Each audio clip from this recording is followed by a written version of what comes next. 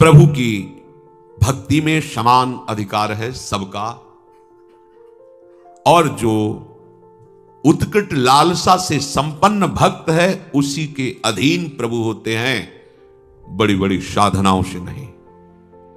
हमें पक्का विश्वास है प्रभु निश्चित दर्शन देंगे, और खूब तीव्रता पूर्वक भजन के समय हमारे में ये नियम होने ही चाहिए।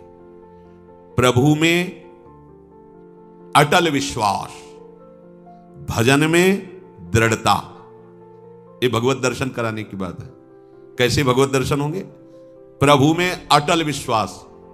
अब इस अटल विश्वास को समझ लीजिए, जो टल ना सके ऐसा विश्वास।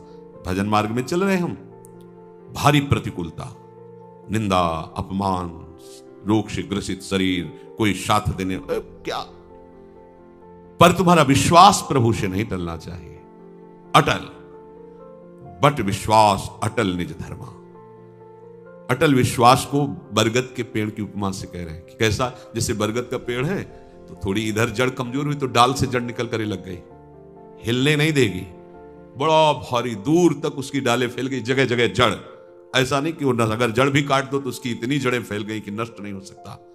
बट विश्वास अचल निज धर्मा, अपने धर्म में अचल और अपने आराध्य देव में अटल। देखो ना, अंदर देखो आप, भगवत दर्शन करने की लालसा प्राप्त करने के लिए आराध्य देव में अटल विश्वास और भजन में दृढ़ता, कैसी भी परिस्थिति हो। पूज्य श्री राधा बाबा, इन महापुरुषों की भजन दृढ़ता देखो। अनुष्ठान कर रहे हैं, अंग टूट गया है, नहीं रुकना, वैसे ही बैठा लो मुझे आसन पे। भजन नहीं, नियम नहीं टूटने वाला।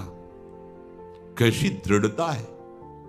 लिया नियम परिक्रमा भाव गिरिराज की, वही गीता वाटिका, नहीं चल पा रहे, पालकी में बैठा लो, चलो ले चलो। जो नियम, जो भजन की दृढ़ता, उसमें फर्क नहीं पड़ना चाहिए। दूसरा, हम जिसका भजन कर रहे हैं वो हमारे भजन को देख रहा है। बड़ा सुख मिलेगा आपको जब ये बात आप लाओगे। हम वाणी गायन कर रहे हैं, हमारे प्रियालाल सुन रहे हैं, हम भजन कर रहे हैं, हमारे प्रियालाल देख रहे हैं, तो हम कोई भी कार्य ऐसा ना करें जो प्रियालाल के सामने नहीं करना चाहिए। देखो आप बच जाओगे। दूसरा है भगवत दर्शन करने वाले उपासक का नियम, हम जिसका भजन कर रहे हैं वो उपास्य देव हमें देख रहा है। उनको सामने देखते हुए भजन करो। प्रिया प्रीतम देख रहे हैं उनका भजन, प्रिया प्रीतम देख रहे हैं, हम उनकी लीला गाएं। प्रिया प्रीतम ही बैठे, हम उनकी सेवा कर रहे हैं, और पक्का विश्वास वो मुझे मिलेंगे। पक्का विश्वास वो मुझे मिलेंगे, और मेरे आराध्य देव से बढ़ करके अनंत ब्रह्मांडों में कोई नहीं है। ये दो बातें। तीसरी, जो गुरु जी ने भजन दिया है, मंत्र दिया है, उस पर विश्वास, उससे बड़ा कोई मंत्र, कोई साधन नहीं है। ये तीसरी बात बताई। हमें नाम मंत्र भजन उसी में दृढ़ होना जो गुरुदेव ने दिया है। चौथी बात, जिसका हम भजन कर रहे हैं सिर्फ उसी की प्राप्ति के लिए भजन है।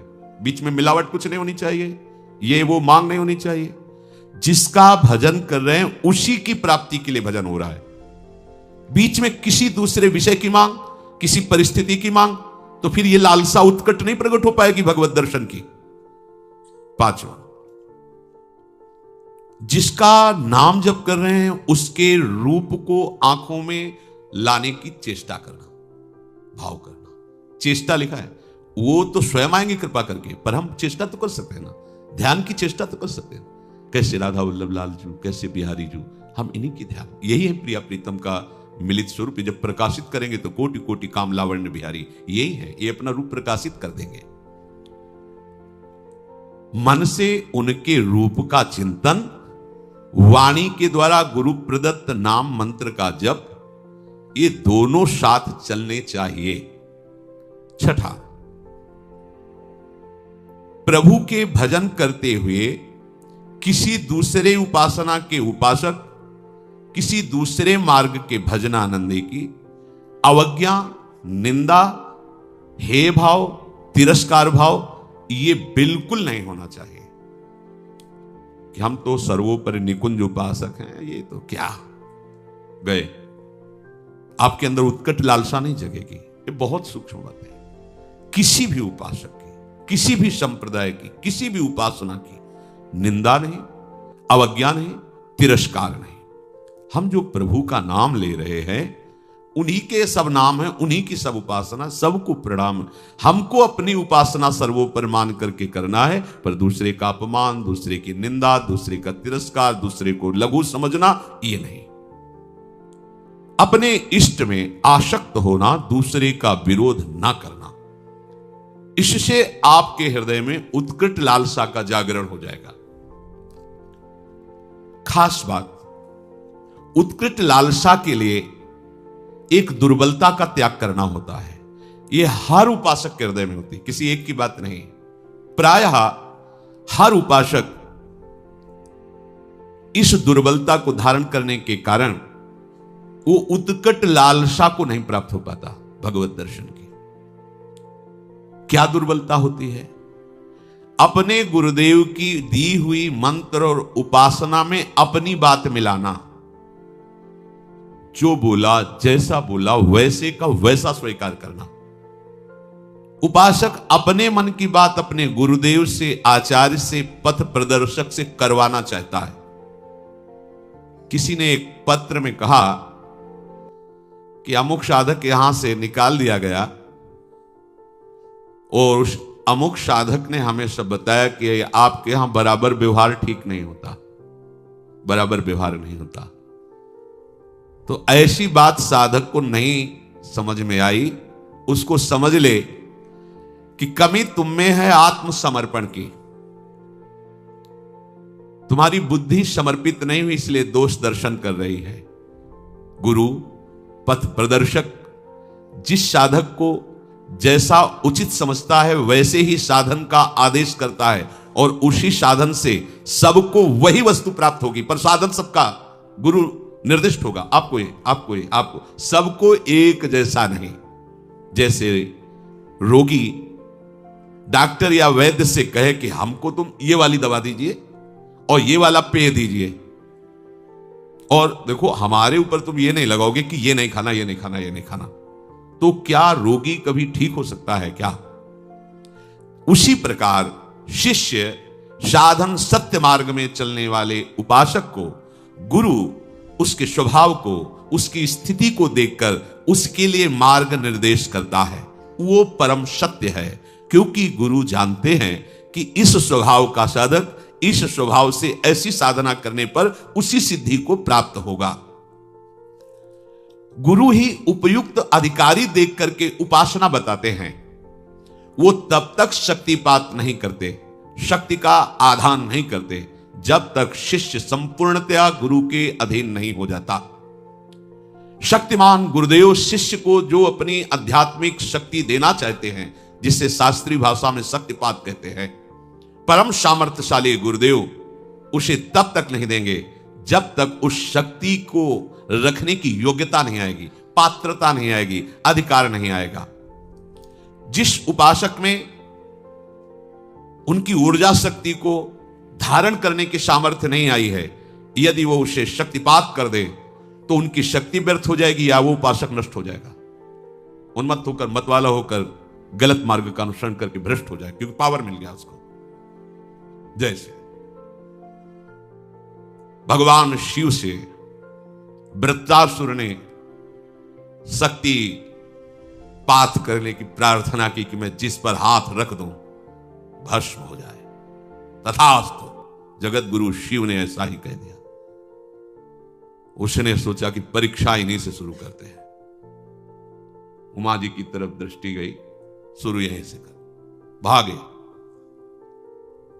उस शक्ति का दुरुपयोग और उस शक्ति के द्वारा उसका नाश श्री हरि ने उल्टा उसी के ऊपर रखवा को भस्म कर दिया। भगवान शिव ने तांडव प्रारंभ किया तो बाणासुर अपनी ताल गति से उन्हें प्रसन्न कर, जा तेरे शास्त्र भुजाएं हो जाए। शक्तिपात की 1000 भुजा बलशाली, जिस पर्वत पर जाता टक्कर मारता, उसकी भुजाओं का जोड़ कोई नहीं। भगवान शिव से ही आया और कहने लगा, गुरु अब इन भुजाओं की खुजली मिटाने वाला त्रिभुवन में कोई नहीं, आओ आप ही हमसे दो दो हाथ कर। हंस पड़े, उनका आ जाएगा कोई दो दो हाथ करने वाला। भगवान ने सुदर्शन चक्र से उसी शक्ति को नष्ट किया। इसलिए गुरुजन स्वभाव के अनुसार उस सिद्धि को प्राप्त करने के लिए उसे मार्ग देते हैं। शक्तिपात तभी होता है जब सर्वतोभावेन मन वचन कर्म से वो अपने गुरुदेव के अधीन हो जाता है, जिसकी बुद्धि नहीं रह जाती है। जब तक आपकी बुद्धि काम करे, क्यों मैं हूं, इसमें ऐसे कर लिया जाए वैसे कर, तब नहीं, जैसा का वैसा। जिसको जो अधिकार गुरु ने दिया है, जो क्रिया दी है, जो जप दिया है, उसी के अनुसार बिल्कुल चलो, उसी प्रकार चलो जैसा कहा है। सबको समान उपदेश नहीं दिया जा सकता, सबके साथ समान व्यवहार भी नहीं हो सकता। समझिए, प्यार आंतरिक गुरुदेव का सबके प्रति समान है। सबको समान रूप से आप ऐसा सब करें, नहीं हो सकता। अलग अलग प्रक्रिया है, सबको समान रूप से आदेश नहीं दिया जा सकता। तो जो साधक रुष्ट होके गया था, उसकी जब छानबीन की गई तो वो अपनी साधना से भ्रष्ट होकर दुर्गति को प्राप्त हुआ। पूज्य भाई जी से हनुमान प्रसाद पोद्दार जी महाराज जी की वाणी, दुर्गति को प्राप्त हुआ, उसका साधन नष्ट हो गया, वो कमजोर हो गया। फिर बाद में आकर रो के पूछा कि क्या मेरा भी सुधार हो सकता है?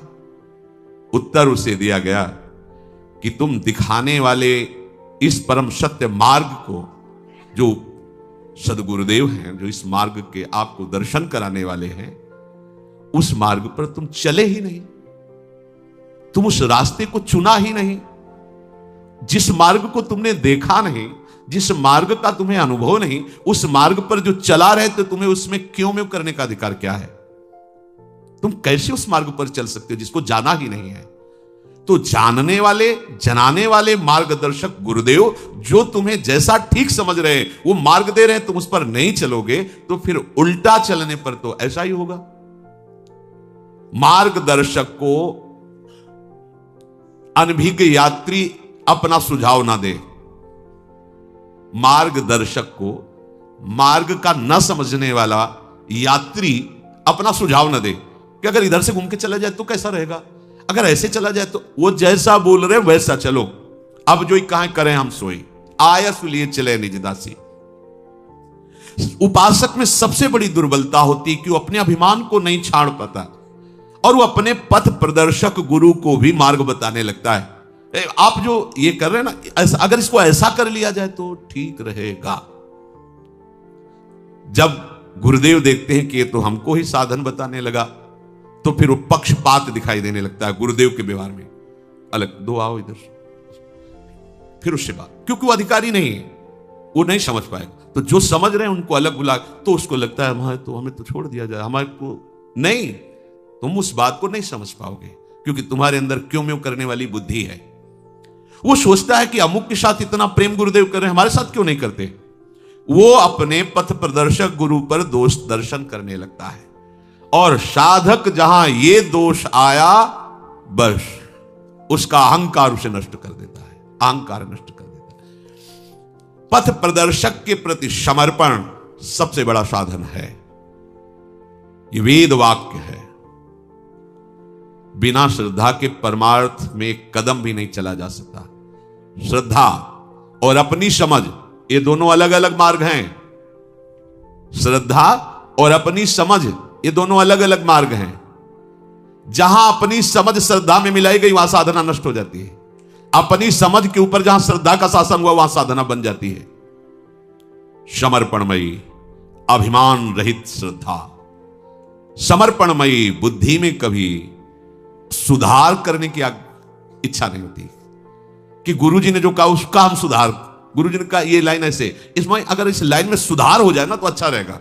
ये बुद्धि की चतुरता है जो गुरु के शब्दों में सुधार करना चाहती है। मिलावट कि इसको इतना सरल करके ऐसे ले लिया जाए तो ठीक रहेगा। हमें लगता है कि हम यहां जुड़ करके अच्छा नहीं किया और साधक भयंकर दोष दर्शन करके उनकी निंदा करने लगता है।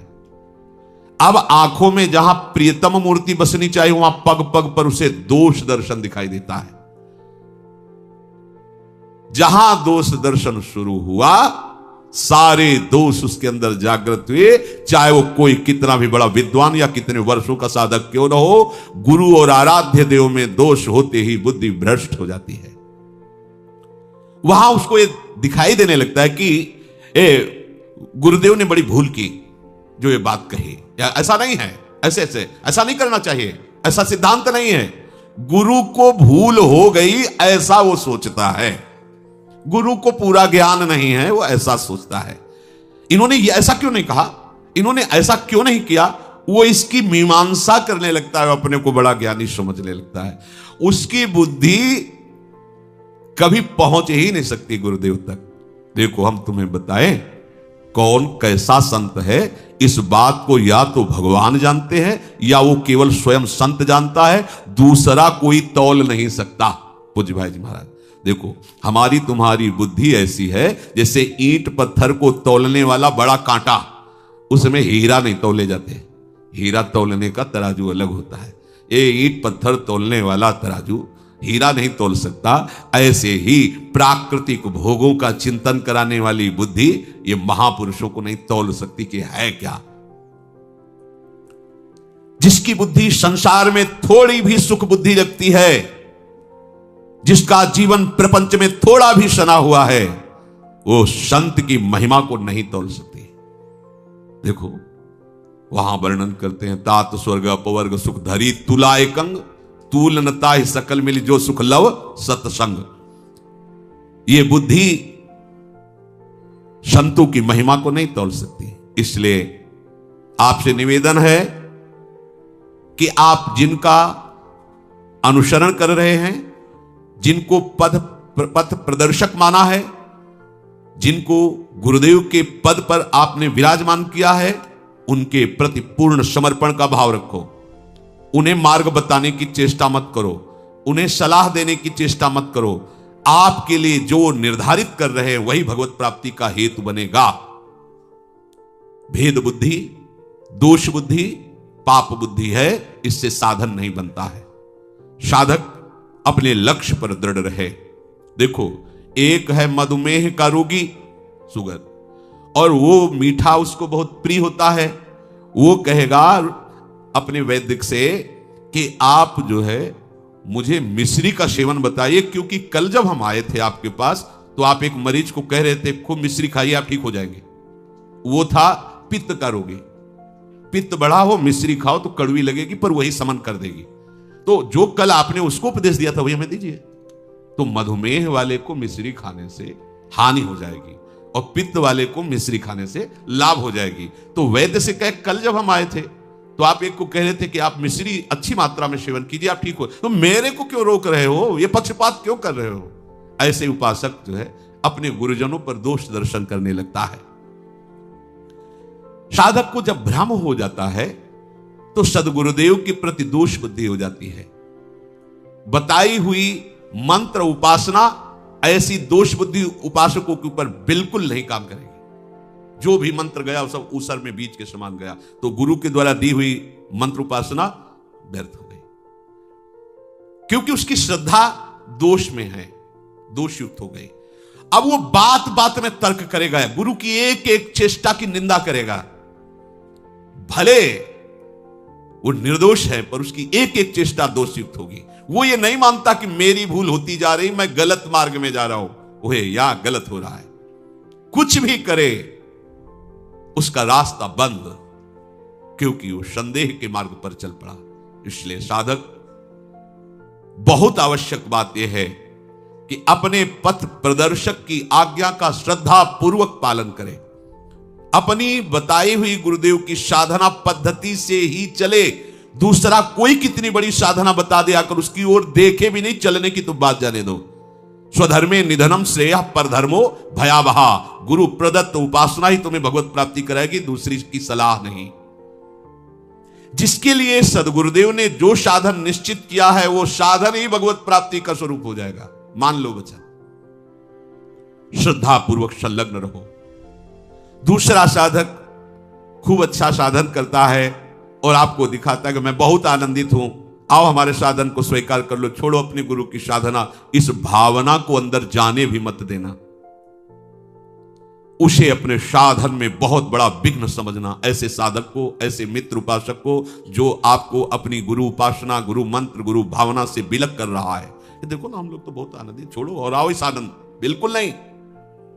अगर आपको अपने गुरु प्रदत्त साधना पर संदेह है तो भगवान की कोई भी प्रसन्नता की बात अर्थात भगवत मार्ग आप स्वीकार ही नहीं कर पाएंगे।